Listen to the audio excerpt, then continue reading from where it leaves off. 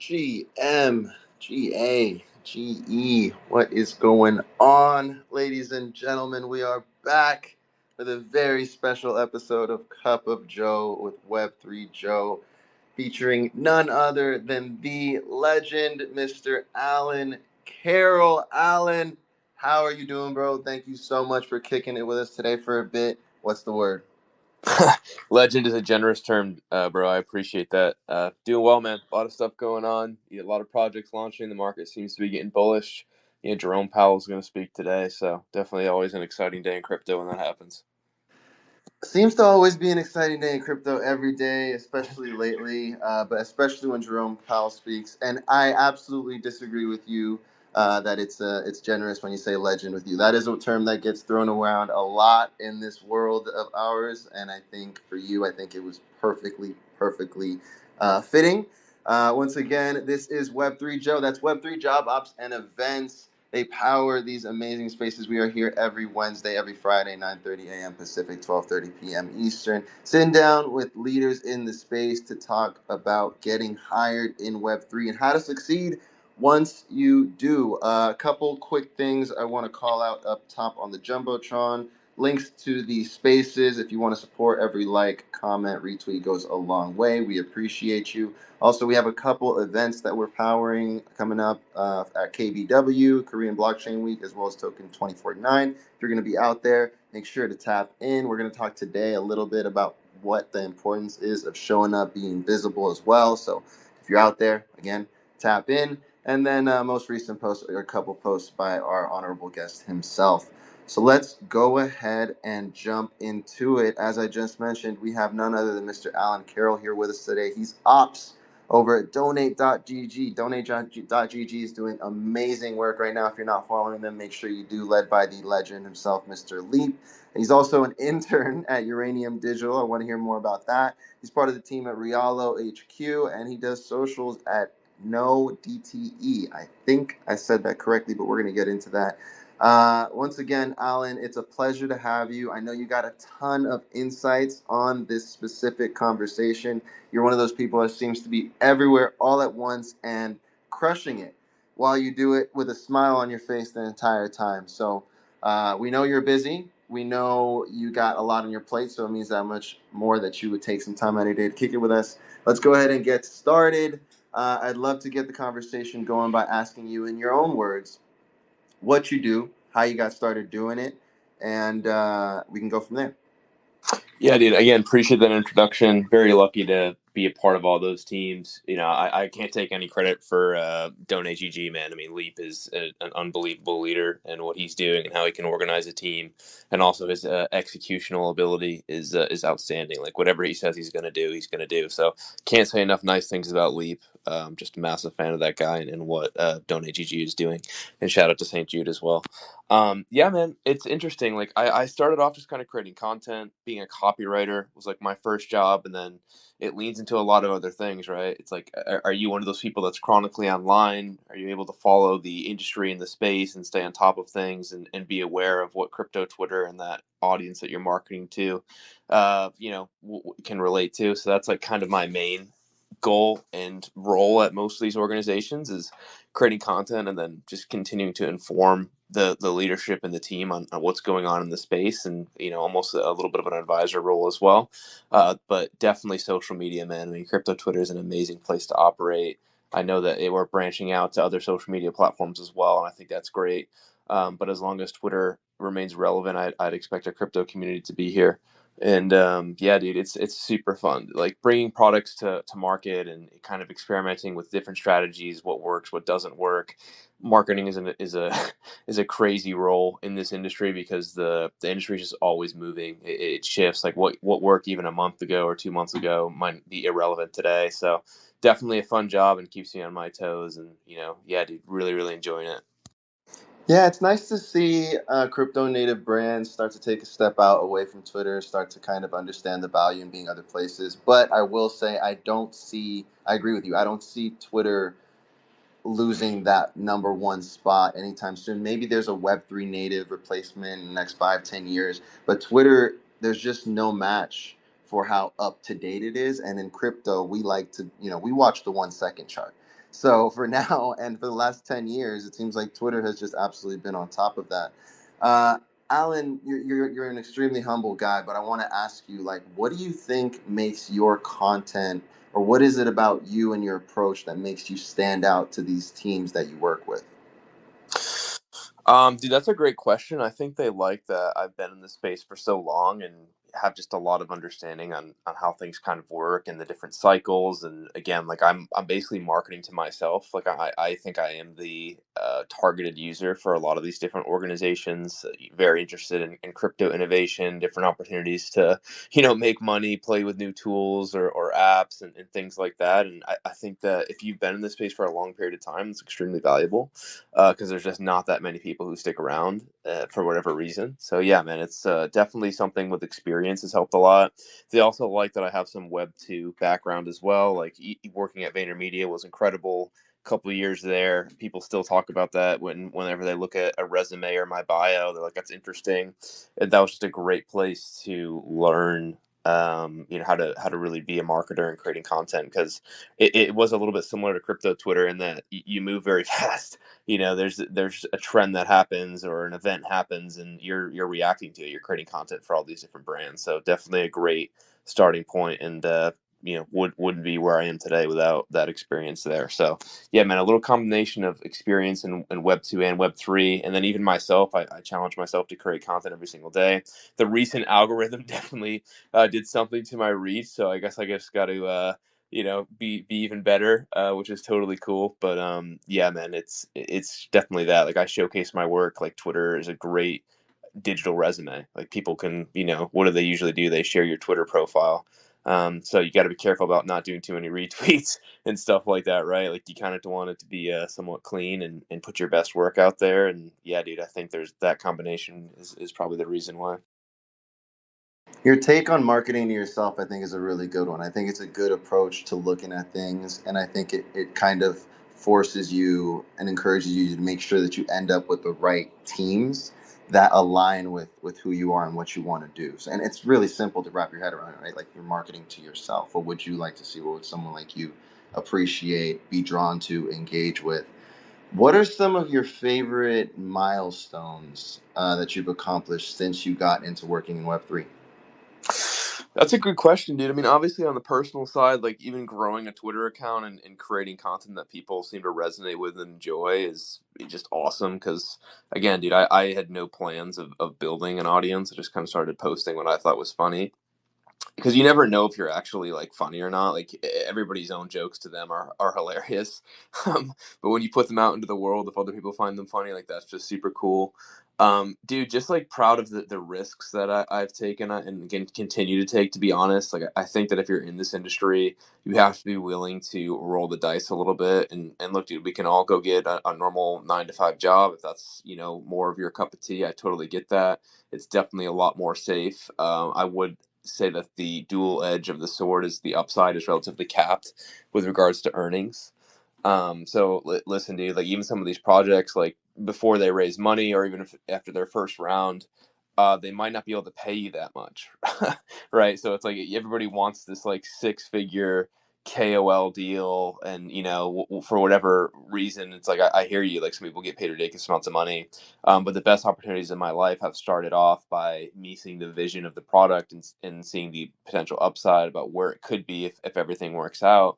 And I mean, yeah, dude, like I've worked for very little or no money. And, thankfully I kept a pretty stable job so I could afford to take these risks. Like, of course, if you're like trying to make rent money, like you might be in a different situation. But I think the barbell of positioning yourself in a really safe company that, gives you that enough money to pay your bills every month while allowing yourself to take some of these more risks that take time has panned out really well for me.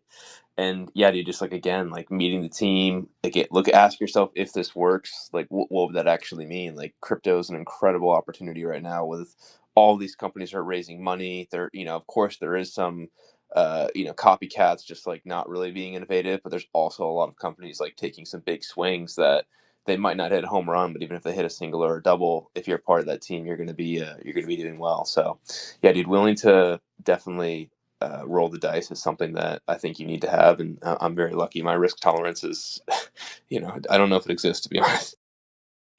Rolling the dice. I know nothing about that. I know nothing about taking risks. Can't relate. No, I'm kidding. But I do appreciate you acknowledging that part of it, and I think you bring up a great point of like that barbell of having something stable so that you can take those risks. That's great advice. To take it a little bit deeper, let's say you do have that stable job that allows you to take these risks. You still don't want to be out here just wasting your time, right? So, what are the things you look for? What are the things you consider when you're looking at a project and you're wondering, is this worth the risk? Is this worth my time? Maybe they're not going to, they're struggling on a budget. Maybe they're early. What are some things that you look at? I think you invest your time and capital into founders, right? Like VCs, yeah, sure they invest in ideas, but they really invest in founders, and they ask themselves, is this person able to execute? Has the experience or personality traits and skills to actually make something happen? And it's about asking the right questions, dude. Like if you're when you're in interviews and you're in, maybe you have a really great lead and you're just having a conversation, you want to make sure you're setting yourself up for success. Right? Like if they're like, you are the marketing team, that's a scary thing when people tell you that, because it's like, okay, well, what does that mean? Like you're now in charge of like go to market strategy, content creation, collaboration slash BD, 5 different channels, right? It's like YouTube, Instagram, TikTok, LinkedIn, Twitter. You suddenly have so much on your plate that it's like, okay, it's inevitable that there's going to be some things that fall through the cracks and that the quality of work is going to drop. And ask me how I know is because I made that mistake a little while ago, a couple of years, where it's like you say yes because they offer you a decent amount of money, and then you realize like, holy shit, like I'm the only person on the marketing team. That's a tricky one. So you definitely want to set yourself up for success, man. That's something that I've learned personally. And then, dude, like you ask yourself again, like if it works out, right? Like RWA tokenization, that's super interesting. Like I look at the names that are getting involved, right? Like it's a meme at this point, but it's like BlackRock and Securitize and the traditional financial world are taking RWA seriously. But some guy in crypto Twitter thinks that they're a scam. I mean, you just have to be like, okay, well, who's probably correct in that situation? And to be honest with you, I don't know if BlackRock has ever lost money. Like they've been in business for a long time. I'm sure they maybe have, but my point is that when these kind of names make serious moves and allocate a serious amount of capital, I pay attention to what organizations are building in that space. And so it's that combination, right, dude? It's like, what's the founder like? What is the team? What is the role? Ask the right questions to make sure you're set up for success. Have the vision where it's like, okay, if this does work out, trust your gut. Is this a good idea?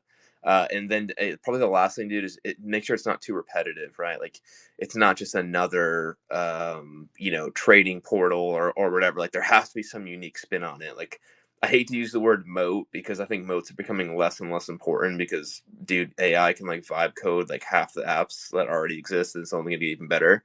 So your moat is really going to be distribution and storytelling and content, and obviously a fantastic product. But again, like I think the products are going to become easier to catch up with each other. But yeah, dude, for this point in time, you want to make sure the apps are differentiated as well. Yeah, it's a good point you bring up about AI, man. The scope environment is changing faster than ever with that advancement. On a practical level, for people listening, we upload these on Spotify, YouTube, for anybody listening.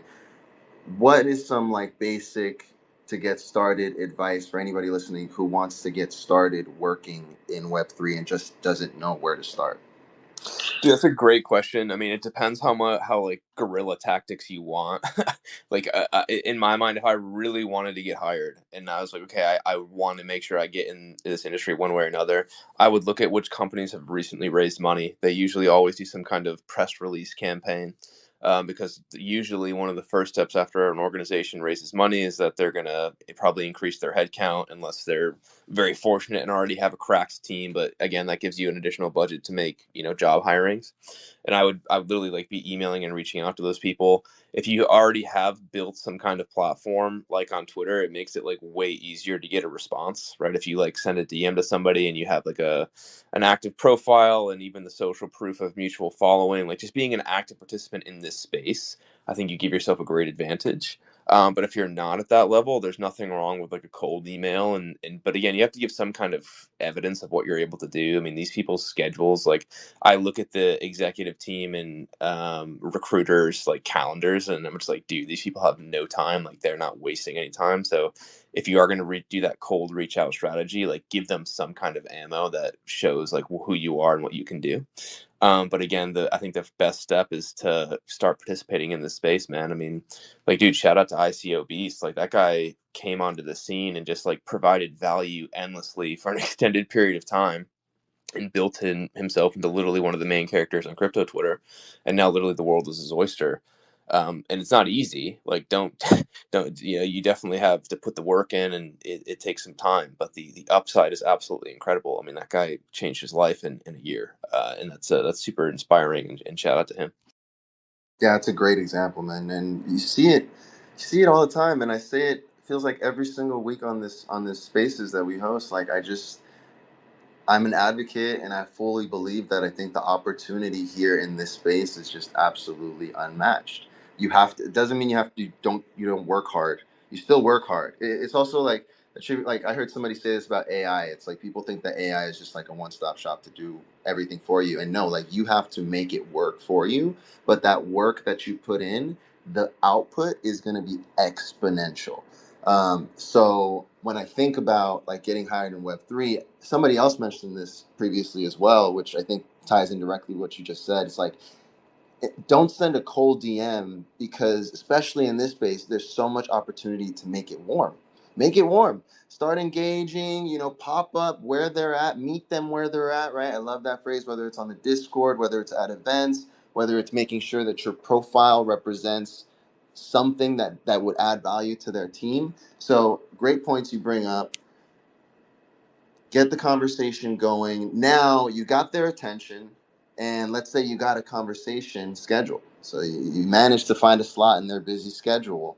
What are some ways that individuals listening can make sure that that conversation is successful before, during, and after it actually happens? Yeah, dude, a great question. I think you kind of alluded to a little bit, like don't just send a cold DM with "Hey," right? Like that drives me crazy when people do that. It's like, dude, like come on, like give us something that I can work with here. 2 or 3 sentences, who you are, what you do, how you can make a contribution, and then try and get them on a call, and then it's up to you to sell yourself, right? Like again, like think about them in their position. What are they looking for? Showcase your previous work. If you don't have any previous work, like you should still be putting something out into the universe, whether it's content or a newsletter or an interview or not really a college degree. I don't really think that carries as much weight as it used to. Like some kind of real world example of what you're able to do. And dude, it can be so simple. Like I think people underestimate like their own achievements or undervalue their own achievements. Like anything that you can showcase that shows that you're like dependable, show up, do what you say you're going to do, like that's like literally the basics. And yeah, man, like I would also not be afraid to follow up, and usually people aren't just going to keep leaving you on read. Like they're going to like at least give you an answer of like, hey, we enjoyed talking with you, but we want somebody who's more experienced in X, Y, and Z. Or it literally is like, oh, thanks, was meaning to get back to you, let's set up a call and talk next steps, right? Like it literally could go either way. So definitely taking initiative. And again, dude, like what are you good at? Right? Like you need to look at like what skills can you actually bring to the table, because nobody's just going to do you a favor. Like even if they're your friend or something like that, like they're also going to stop putting their reputation, on the line for recommending you to people if you can't execute, right? Like that just doesn't make them look good if the person that they recommended isn't able to do the job. So again, definitely valuing and respecting when somebody makes an introduction to you. It's like, dude, you don't blow them off, you don't not show up to the meeting, you don't give it your all. It's like somebody really opened the door for you, and that is an incredible um, opportunity that you have. So don't take it for granted. Lot of gold right there. Don't take opportunities when they're actually presented. Take advantage because you never know when that moment's going to come again. I mean, hopefully it comes often and regularly again, but it just doesn't always work out that way. So you got to take advantage. And then the follow up, dude. When I learned the power, the true power of following up. It's like what it reminds me of is like when I learned, I think it was like in middle school, about the gold rush, maybe elementary school. And we learned that there was people going to mine gold, and there was where people were mining gold, and then there was a big pile of dirt where people were dumping the dirt that they didn't find any gold in. And there were some individuals that weren't as privileged who couldn't mine gold where everybody else was mining gold, and they had to look through the dirt that was thrown away, and there was gold in there, and they found gold. And so sometimes you have to make your own opportunities. I think the follow up is such an incredible tactic to do just that, and can yield so many results once you learn how to do it effectively, respectfully, and you know appropriately. So now let's say you got the offer, so you're crushing it so far. You got the attention, you got the interview, now there's an offer on the table. What are some tips you have, especially coming from like a nice guy like you? Because sometimes I know for me it can be hard to even consider negotiating. What are some tips you have for people listening on how to appropriately, successfully negotiate so that both parties walk out feeling happy? Yeah, man, I think it's you definitely want to make sure you value yourself because even like going in too cheap makes people suspicious or like, well, what the hell? So and you also don't want to be asking for everything. It's usually a compromise, man. Like I like making sure that there's like incentive for both parties to stick around, right? It's like, okay, like look, I'll take a little bit less cash up front if there's some kind of equity or token deal after a year or so, and we're both happy and things like that. You try and make sure that you're not asking the world, and that you position yourself in a way that you're like, hey, like you're not going to get burned, right? Like it's not like I'm going to sign for a month and I'm getting like a crazy deal and then I'm walking. Like you really try and show them you're going to be around for the long term. Because the thing to understand from a company perspective is hiring is not easy, and that's a task and a chore in itself. So they're you're also doing them a favor, but they're also doing you a favor by the opportunity. But like trust me, you're helping them a lot by even filling that slot. And if you do a great job, then whoever brought you in looks like a rock star as well. So yeah, dude, you just don't ask for the world. I think you have to value your own skills. Like you have to kind of understand like what are you actually worth. Like there's a software engineer who's actually like building the product and able to fix any bugs, and it's like literally critical role. Yeah, that person's going to make $200,000-$300,000 a year. If you're a marketing person, unless you're absolutely world class, like these people asking for $250,000 deals, I'm like, dude, I mean, good luck with that. Like, if you find any, let me know. They do exist, but it's for a very select few people. I mean, even like shout out to Coinbase, like their marketing roles, like, dude, they hire the cream of the crop, and that's why you get paid what you get paid. And I can tell you right now, if you're not able to do the job, you're not going to stick around for that long, man. Like they're not allocating that much resources and capital to somebody who's not going to get it done. So yeah, it's a mix, man. Making sure that you're not asking for too much, make sure that you value yourself, and just have a conversation, dude. Like don't be greedy. Like take advantage of the opportunity. Yeah, great points. And I would add also just like understanding the differences between what your needs are. Like, okay, you got to pay rent and you got to eat. And like, what are your wants? And then also the like external factors that you're getting as well, right? Like, are you getting to work remotely, which is often a thing? What are your hours looking like, which often can be crazy here in Web3? Are you getting travel? Are you getting to work for a really awesome team, like you mentioned, Coinbase? Are you getting to learn and put yourself in a position to continue elevating after this opportunity? Um, on the subject of, obviously, this is something you want to consider way before you even start applying for the role, and during, and in all the conversations you have up to potentially, hopefully, getting the role. But sometimes you just don't know till you know. And you're somebody that's been around the block. What are some differences or things that people should note and keep in mind when it comes to working in Web3 compared to like traditional Web2? So you're talking about like different environments, like working Web 2 versus Web 3. Yeah, yeah. Like, what comes with that? That people like what some things that people usually bring up is like, okay, it's a global time, time schedule. So sometimes you got to be working outside hours. What comes with working remotely? What comes with like culture? Is there any differences you've noted in culture between like the Web 2 teams who worked with like Web 3? Yeah, dude. I mean, I like this better, and it's probably not for everybody. But Web 2 is way more like HR focused. Like you have a lot of these like trainings, dude, about like corporate espionage. Like, dude, it's literally like you name it, you're gonna get trained about it in Web 2. Like they have a lot more red tape around like operational, just like daily operations. Web 2 is very much like you're just like thrown into the ring and like go show us what you can do, because this market moves at like literally a Formula One car pace. And you either sink or swim. And look, dude, I think if you're worried about work life balance, I'm not sure if crypto is really the place for you right now. Like when it matures into a larger industry, you might be able to get away with that a little bit more. But the whole like 9 to 5, like laptop is shut on Friday and open again on Monday. I just don't. That's not what I would recommend. And to be honest with you, that's not even somebody that I'd want to hire. Like you have to be accessible basically 24/7, because if something happens like and you're needed, like you just can't not be available. And again, like that might not be for everybody, and that might even like upset people about like what I'm saying, what the commitment has to be. But at this point in time, like especially in a bull market, like you just have to be all hands on deck. And it's not like you have to do this for a decade, right? Like over time you'll be able to transition your role into maybe you're more of an advisor and more like leading a team, and more of a strategist. And I'm not saying that that's not difficult, but I'm saying like when you might not actually have to do the work yourself and you can advise, the people under you to execute for you, that might ease up your life a little bit down the road. But yeah, dude, it's definitely all hands on deck in crypto, bro. Like Web 2 is very much like you are not working on the weekends. Like a corporate job, bro, like there's nobody doing anything on Friday and Saturday. And whereas crypto, dude, I don't think I'm always doing something, where even if it's like messaging or a call, or even content, because I try and post every day. You're on. But dude, again, the dual side of the equation is the upside. Like I never have liked working for a set salary, because it doesn't really matter how hard you work, and it doesn't really matter if somebody works less as hard. At the end of the day, you get paid the same.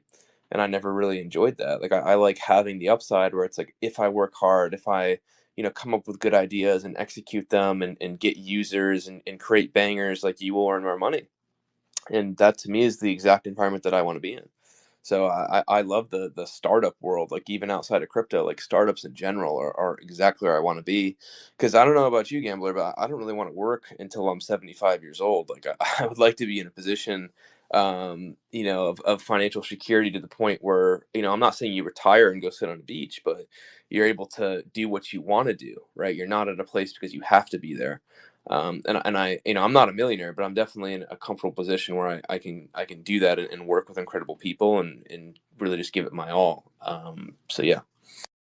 Yeah, well said. I think obviously number one is like understand this is actually what you want to do, and then understand that like if you get the opportunity, then you're getting the opportunity. And I think you have to look at it that way. And I think sometimes with me and maybe others relate to this, like once you get that opportunity, then suddenly it switches from you get to now you have to.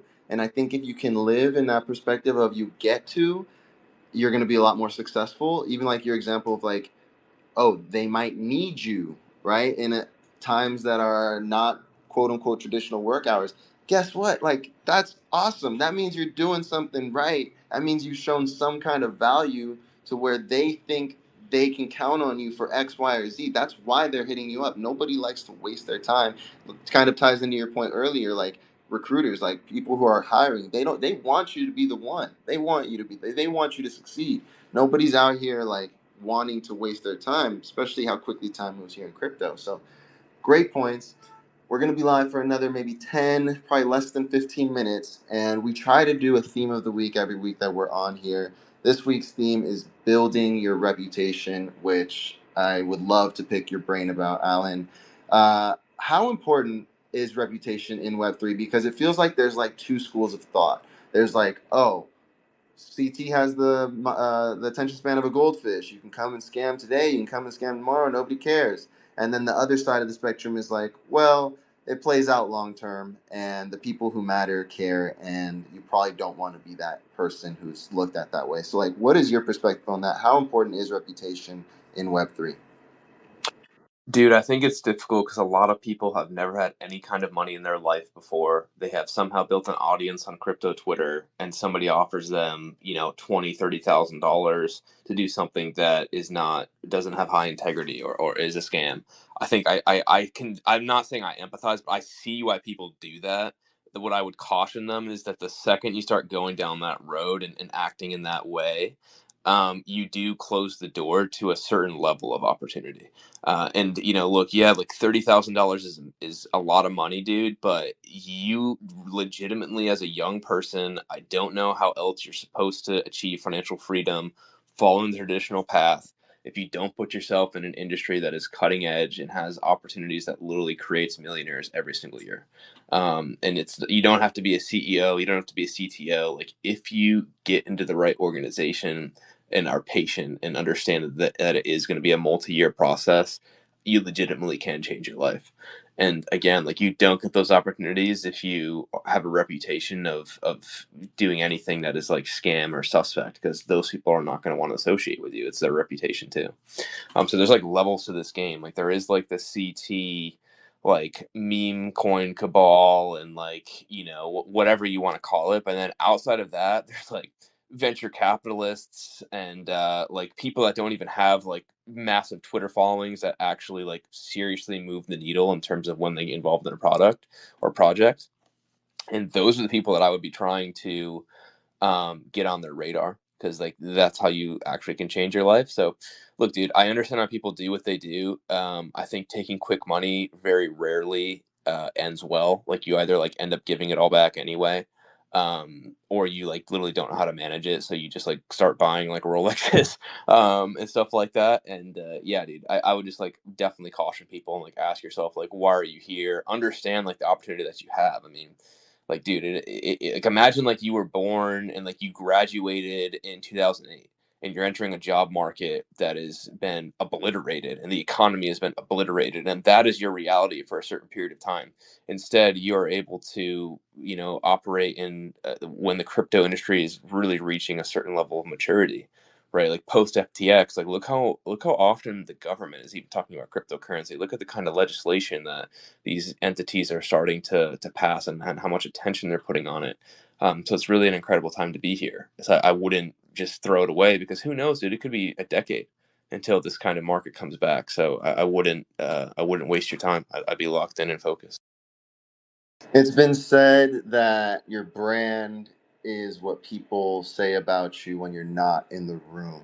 What are some things that you have considered along your path to get to where you are, to make sure you can't make sure, right? You can only do so much, but to do your best to create the reputation that you've wanted to represent in Web3 and in general? Yeah, dude, I think you remind people that you exist, right? So it's like you're not also like too thirsty for the spotlight. It's like focus on putting good work out there, and taking advantage of different opportunities that come. And I mean, like, dude, like look at somebody like Bold Leonidas, man. Like he was extremely talented at comics and artwork, and he just like went to work, bro. Like every single day, doesn't matter if he's sick or if it's his birthday or Christmas, bro is shipping a comic, or being active on Twitter. And like look what happens, man. Look at the companies that now sponsor him, like some of the largest brands in our industry. So it's like, again, just keep like shipping quality content, and eventually you get noticed. And if you don't, right, then maybe your content isn't as good as you think it is, and you have to reevaluate your strategy in general. But yeah, dude, I think again, evaluating opportunities, but like, dude, just like making sure you keep showing up, dude. Like I heard something like kind of recently that it's like if you're not on the timeline, like you don't exist. And I think that is kind of an extreme statement, but there are definitely elements of truth in that.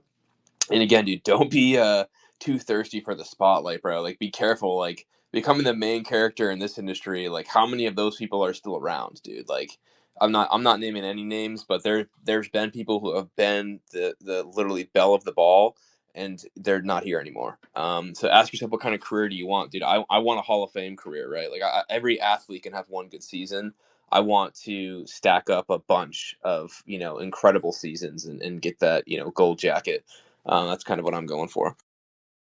Think you're on your way, bro. Think you're on your way. I think a lot of people listening would agree. You mentioned Bold Leonidas. We talked about Leap earlier, which I think is one of the best examples that I can think of somebody that just represents what it is to move the needle, to be honest, to be authentic, to use your impact for positive change in the space, which again, I'm not trying to come from no moral high place. You do what you want and you what your goals are, and then you go from there. But what are some other examples of like some CT accounts that come to mind that have just made that impact, a positive impact, etched like in your brain? Yeah, man. I mean, definitely like ICO Beast is one. Wally Swoosh is one. Like anybody who just keeps like showing up every day and tries to like legitimately share things that they think will help people. Like they're not really extractive. Like that's kind of how I respect people who do that because dude, it's just so easy. Like when you reach a certain like following or like reach on CT, like you're like I hate again like dumb terminology, but like the deal flow that you get from people in terms of like opportunities to enrich your personal like bag like kind of get insane. And I think learning how to say no or even like not responding is also smart because dude, ICO Beast has made the right move, dude. I think the giga brain play in this industry is you build an audience to a certain point and then you get integrated in a company, not necessarily a coin. Like being the face of a coin and whatnot is very risky. You get part of the startup culture. That's how you actually make it. Like all these people who have made money in CT, dude. There's not that many people that have retired from trading. I'm not saying they don't exist, but the chances that you are going to retire from like the trenches is laughably low. Versus like the chances that you position yourself in an organization that becomes a multi-billion-dollar organization because it's crypto and the valuations are going to go insane. Is that a great chance? Like it's definitely not guaranteed, but it's better than trying to make it like in the trenches. Dude, do it for fun. Like sure, bro, I'll trade for fun, and if you make a little money, that's awesome. But when you put the pressure on yourself and are like, dude, I need to retire from trading cryptocurrency, it's like, dude, that is like a very difficult thing to accomplish, and I would be hesitant about trying to make that my goal. Yeah, well said, man. And again, there's no reason, like you just said, you can't. There's no reason you can't do both, right? Like in moderation and balance, it makes perfect sense. And in a lot of ways, they actually complement each other. But that's why we host this show. That's why I love what I do. That's why I've like been preaching for the long. That's why I'm really grateful because me being able to work in this space has allowed me to participate in the space that I love so freaking much. That is on the edge and cusp of technology and really all the industries you can name it, music, fashion, art. We're here, and I still get to be in the trenches. I still get to fuck around, but there's that stability that we were talking about before. um, we're gonna get to wrapping up, but I want to ask you also. Shout out to Sheila, shout out to Slack, shout out to Hustle. Anybody listening to the recording, whether that's here on X, Spotify, or YouTube, we appreciate you. We are here every week, so we'd love to have you back next time. What is some final piece of advice? You covered so many gems in these last 30, 40 minutes, but what's some final top of mind advice that you can give to people listening who are looking to either break into working in Web3 or even advancing their career in Web3? I would definitely really have a clear understanding of what I want to do. Like, what is my goal? Like, my goal has always been to join startups and ride that wave with them and understand that it's going to be a journey.